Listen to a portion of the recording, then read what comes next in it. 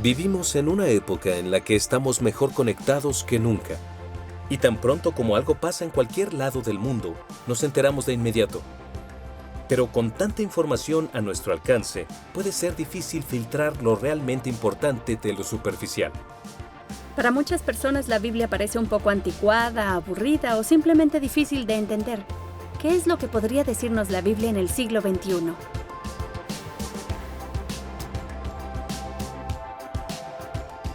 Como documento histórico, yo creo que sí es muy relevante. No, es una idea anticuada. Yo creo que para algunas personas sí, no para todos, obviamente. Como un libro, pero no como que tenga que ver con la fe. Para mí la Biblia es una historia contada por alguien, como cualquiera. Pues yo creo que sí, pero la gente la tendría que entender mejor. Es muy importante haberla leído para poder entender un montón de fenómenos que están hoy en día, más allá de si sos religioso o no. Sin duda alguna es un texto que se considera instructivo para una gran parte de la población mundial, entonces claro que es relevante, claro que es importante. Así que me gustaría leerla, pero no sé cómo se lee, pues complicada. No creo que sea relevante. Para mí es importante que no se pierda, aunque no crea en eso. Cuando uno busca respuesta y no tenés dónde, es un buen lugar donde aferrarte.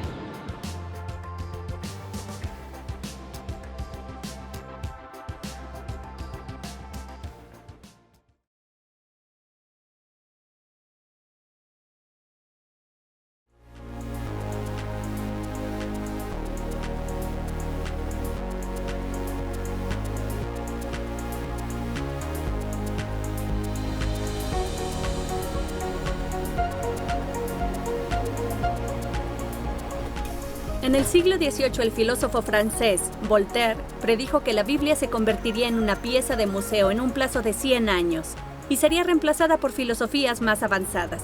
Pero en la actualidad la Biblia sigue siendo el libro más popular del mundo, la creación literaria más exitosa de todas las épocas. Cada año, más de 100 millones de Biblias son vendidas o regaladas. Se ha descargado la Biblia de la aplicación YouVersion más de 200 millones de veces.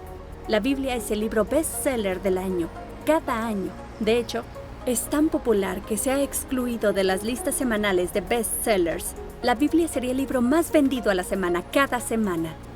Muchos dirían que la Biblia es el libro más popular de todos los tiempos, porque también es el más poderoso. Puede cambiar personas y sociedades. El día de su coronación, a la reina de Inglaterra se le dio una Biblia con estas palabras: le presentamos este libro, lo más valioso que tiene este mundo. La Biblia es infinitamente preciada. El escritor de los Salmos describe la Biblia como algo más deseable que el oro. De hecho, es tan preciada que algunas personas han arriesgado su vida para compartirla con otros.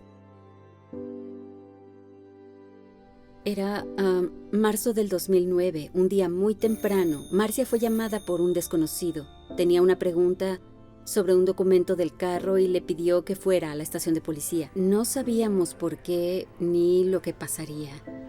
Solo oramos juntas y ella fue a la estación de policía.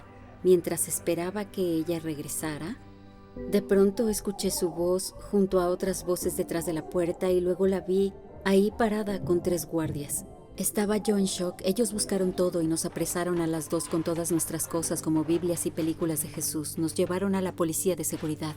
Nos interrogaron por muchas horas. Creo que fue el primer día que nos amenazaron con tortura física en esa celda oscura del sótano.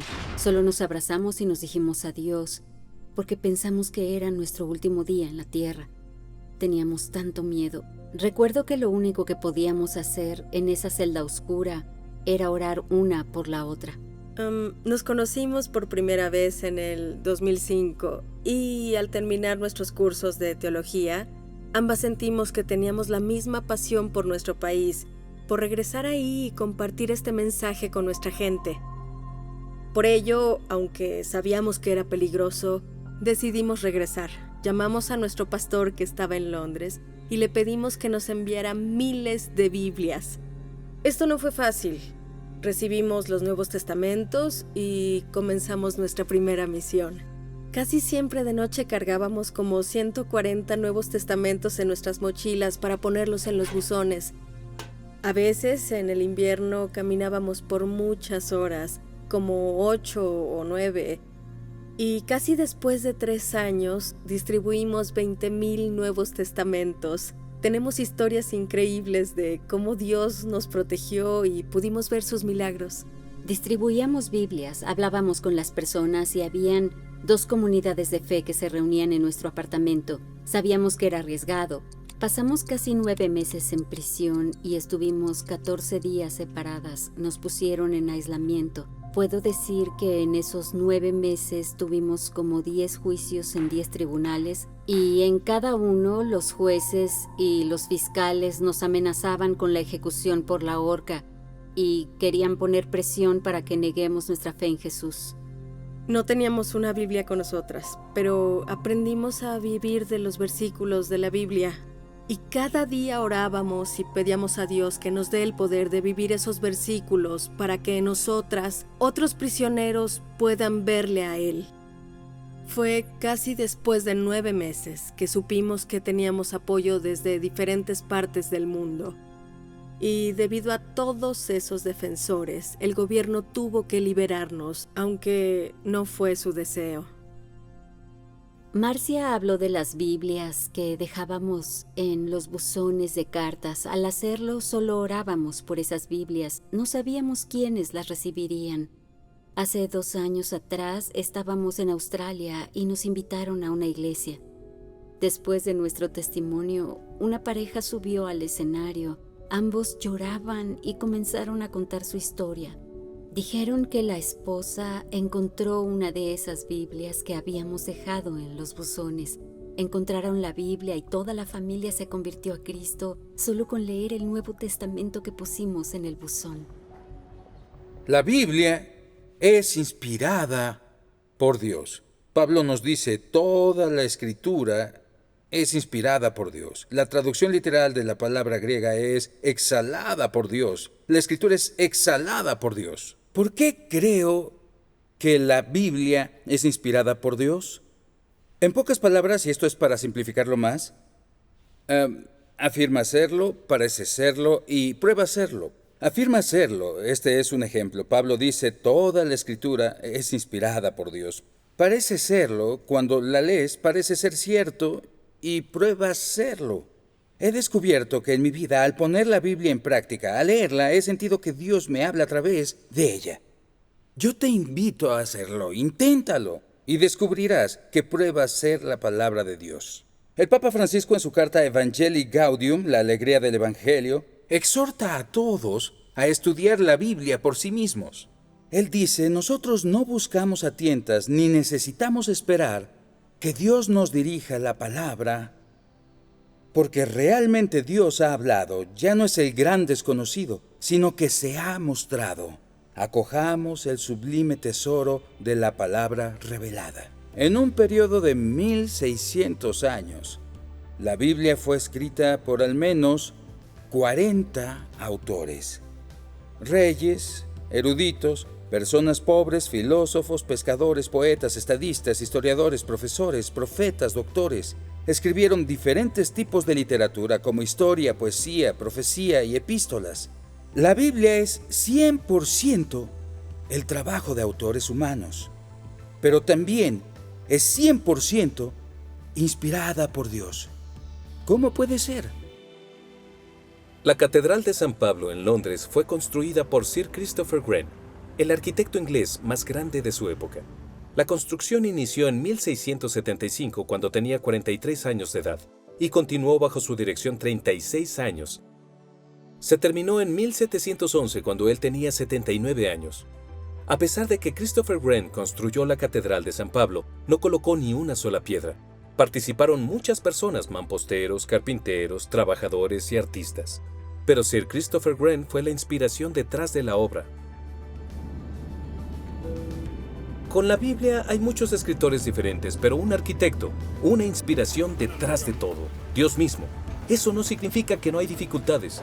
El apóstol Pedro, al hablar sobre las epístolas de Pablo, dijo, hay en ellas algunos puntos difíciles de entender. Claro que hay muchas dificultades en la Biblia, dificultades morales e históricas y aparentes contradicciones. Y si has intentado leer el Antiguo Testamento, sabes que hay cosas contradictorias y puedes pensar, ¿cómo puede ser inspirado por Dios? es parecido al sufrimiento y al amor de Dios. En el corazón del cristianismo está el amor de Dios, pero al observar el mundo ves todo el sufrimiento que existe y piensas cómo puedes integrar el amor de Dios y el sufrimiento en el mundo. No es sencillo. De la misma forma, ¿cómo puedes integrar la inspiración de la Escritura y las dificultades que encontramos en la Biblia? Algunas de estas contradicciones se pueden resolver entendiendo el tipo de literatura que estás leyendo y el contexto en el que fue escrita. Y Jesús es la clave para interpretar lo que leemos. Jesús es amor, es la revelación suprema de Dios. Si queremos saber cómo es Dios, Él es como Jesús. Yo he descubierto que entre más confías en que la Biblia fue inspirada por Dios, más la entiendes. La principal forma en que Dios se comunica con nosotros es a través de la Biblia. Es su revelación. A veces las personas dicen, bueno, si existe Dios, ¿por qué no se muestra? ¿Por qué no se revela a nosotros? La respuesta es, lo hace. Para empezar, Dios se ha revelado a través de la creación. El salmista dice, los cielos cuentan la gloria de Dios. El firmamento proclama la obra de sus manos. Es como cuando vas a la montaña y contemplas la belleza de la creación, la magnificencia, las admirables escenas que ves. Y dices, ¡wow! Tiene que existir Dios. O miras el cielo de noche y ves las estrellas. Y dices, alguien debió haber creado todo esto. El simple hecho de estar aquí, el hecho de que existe algo y no la nada, no señala a un creador. El ajuste tan preciso del universo solo puede haber sido hecho por Dios. El hecho de que somos creados con esta añoranza de algo más, una añoranza por Dios. Sí, Dios se ha revelado a sí mismo en la creación, pero principalmente Dios se ha revelado en una persona, en Jesús. Pero ¿cómo sabemos sobre Jesús? La forma de hacerlo es a través de la Biblia. El Nuevo Testamento obviamente es sobre Jesús. Y el Antiguo Testamento también, cuando comienzas a mirarlo con los lentes de Jesús, te das cuenta de que también se trata de una persona, la persona de Jesús. Ahora, la ciencia es la exploración de la forma en que Dios se ha revelado a través de la creación. Por eso la ciencia es tan importante. Es extraordinaria y emocionante. Y la teología es la exploración de cómo Dios se ha revelado a sí mismo en Jesús y en la Biblia. Entonces no debería haber conflicto entre la ciencia y la fe. Existe la idea generalizada entre el público que la ciencia y Dios no se mezclan. Y es curioso porque si hablamos del desarrollo de la ciencia en los siglos XVI y XVII, todos sus pioneros creían en Dios. De hecho, eran cristianos de alguna u otra forma. Hablamos sobre Galileo, Kepler, Newton, etc. Kepler tiene una frase famosa, estamos pensando los pensamientos de Dios. No se pensaba que Dios obstruía la ciencia, sino que era el motor que la impulsaba. Porque ellos creían en un creador, un espíritu racional detrás del universo. Pensaban que la ciencia era digna de estudiar y eso hicieron. Así que no me siento avergonzado al decir que soy científico y cristiano, porque probablemente el cristianismo me dio mi vocación. Estudiamos la revelación de Dios en el mundo natural y en las Escrituras con la mente que Dios nos ha otorgado. Y me parece que no existe un conflicto finalmente entre estos dos propiamente entendidos. Es claro en los Evangelios que Jesús pensó que la escritura del Antiguo Testamento fue inspirada por Dios. Para él, lo que la escritura decía, Dios lo decía. Así es como también ha pensado la Iglesia en la mayor parte del mundo a lo largo del tiempo. La Biblia es inspirada. Es nuestra autoridad en cómo vivir. San Pablo dice que la Biblia es útil para enseñar, para reprender, para corregir y para instruir en la justicia, a fin de que el siervo de Dios esté enteramente capacitado para toda buena obra. La Biblia está llena de sabiduría práctica y principios. Cómo amar y perdonar a otros, consejos para una vida sana, el trabajo, educar a los hijos, cuidar a familiares ancianos y mucho más. Nos da pautas para sacar el máximo provecho de nuestra vida. Y podrías pensar, bueno, eso parece un reglamento. ¿Acabará con mi libertad? Pero en realidad todos necesitamos límites. Imagina si los deportes no tuvieran reglas ni lineamientos. Sería imposible jugar y sería bastante confuso verlos. Y es una jugada engañosa, Bill. Knodel tiene que concentrarse en el juego después de meter la bola en el 14. Parece que está listo para hacer el tiro. Oh, qué buen movimiento. Otro buen movimiento de Knodel. Sí que ha mejorado su tiro corto. Estos dos atletas están en un empate. Jeffrey se impone de inmediato estableciendo el control. ¡Wow! ¡Hey! Creí que veríamos algo como esto. Este equipo es famoso por estas tácticas agresivas. Si no hubiera límites ni reglas básicas en la vida, entonces nuestras vidas serían un caos total. Dios nos ha dado orientaciones para vivir, no porque nos odie o quiera hacernos infelices, sino porque nos ama y quiere que disfrutemos la vida al máximo. La verdadera libertad proviene de saber que Dios está en control y que existen límites. Sí, sabemos que los niños que crecen sin límites son inseguros, son infelices. Y es lo mismo con nosotros. De hecho, los límites se establecen por amor. Dios no dijo no mates porque quería arruinar la diversión. No dijo no cometas adulterio porque se aguafiestas. No quiere que las personas sean heridas. Él te ama.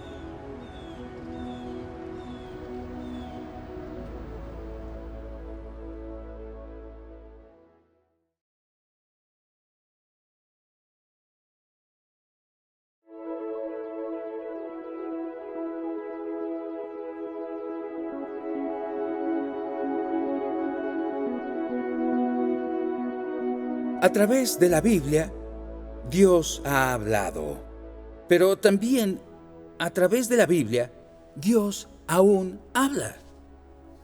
La Biblia ha sido descrita como una carta de amor de Dios. Cuando recibes una carta de una persona que amas, guardas la carta.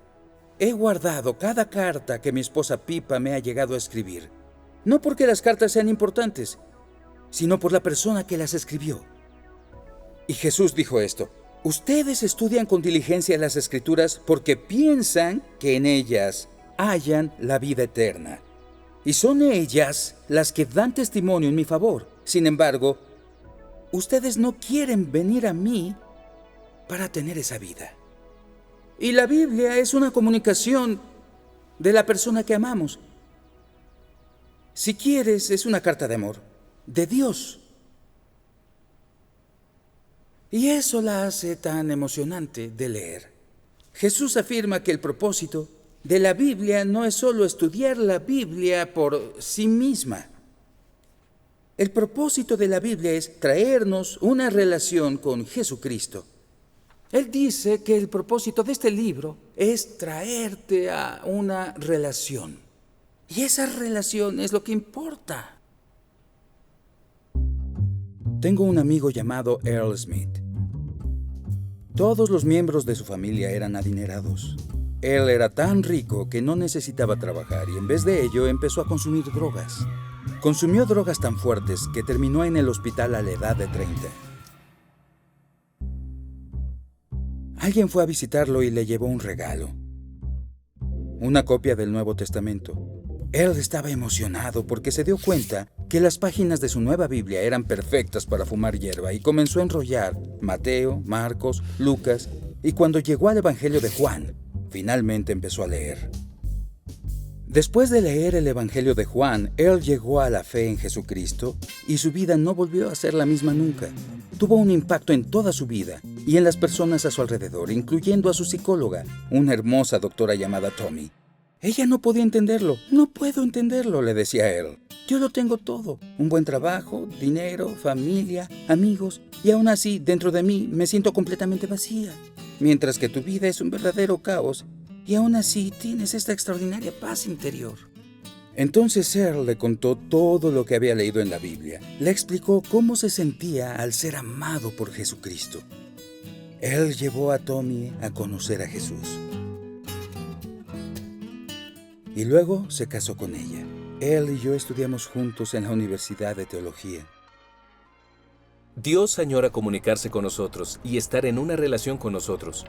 Al final del Evangelio de Juan dice: estas se han escrito para que ustedes crean que Jesús es el Cristo, el Hijo de Dios, y para que al creer en su nombre tengan vida. La mejor forma de invertir en esta relación y escuchar a Dios y conocer a Jesús es leyendo la Biblia. Es fácil ser demasiado ambicioso. Podrías decir, voy a leer un libro de la Biblia cada día por 1 hora. Eso es muy ambicioso. O podrías dejarlo para 1 hora inapropiada. O por ejemplo, podrías leer 10 minutos en la mañana, preparar el desayuno y leer algunos versículos. Tienes que encontrar un lugar en donde no te distraigas. Lo más importante que necesitas es un plan. Decide qué vas a leer. Te sugiero que inicies con uno de los evangelios, los 4 libros sobre la vida de Jesús en el Nuevo Testamento, o podrías descargar el plan de lectura de la Biblia como la Biblia en 1 año. Hay muchas formas de leer la Biblia, solo encuentra la mejor para ti. Y hazlo de forma muy simple. Lee algunos versículos, ora y pídele a Dios que te hable. Piensa en lo que los versículos significan para ti. ¿Qué dicen sobre el carácter de Dios? ¿Cómo te incentiva todo esto? ¿Cómo te guía en las decisiones de la vida? ¿Qué podría pedirte Dios que hicieras diferente? ¿Y cómo puedes poner todo en práctica? Y no te preocupes si te topas con dificultades o partes que no logras entender. Yo he descubierto que es como un crucigrama. Empiezas con una casilla y a veces te encuentras con una que no puedes resolver. Pero eso no te para, vas a la siguiente casilla y tal vez es más sencilla, empiezas a completar algunas de estas. Y eso te da las letras que te ayudan a entender las más difíciles. He descubierto que es parecido con la Biblia. Lucho con algunas partes y mientras más lucho, más empiezo a entender otras partes que estoy leyendo.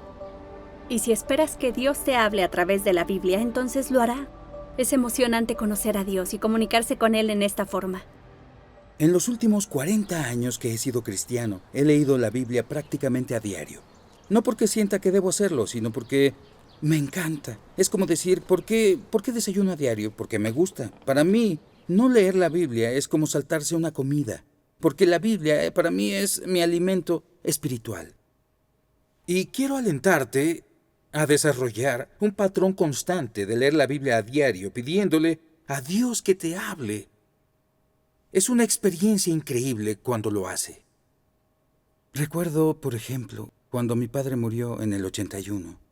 Mis padres no iban a la iglesia cuando me hice cristiano y estaban un poco preocupados. Mi madre después se convirtió al cristianismo, pero mi padre, en realidad, siempre fue un poco cauteloso, yo diría, sobre mi fe. Y realmente nunca dio algún indicio de que tuviera fe. Entonces, cuando murió, claro que lo extrañaba. Yo estaba en shock por su muerte. Pero para mí había un ingrediente extra. Me preocupaba si tenía fe o no, si era cristiano. Unos días después de su muerte, estaba leyendo la Biblia y sentí que Dios estaba hablándome en un versículo. Esto fue en Romanos 10:13 y decía: todo el que invoque el nombre del Señor será salvo.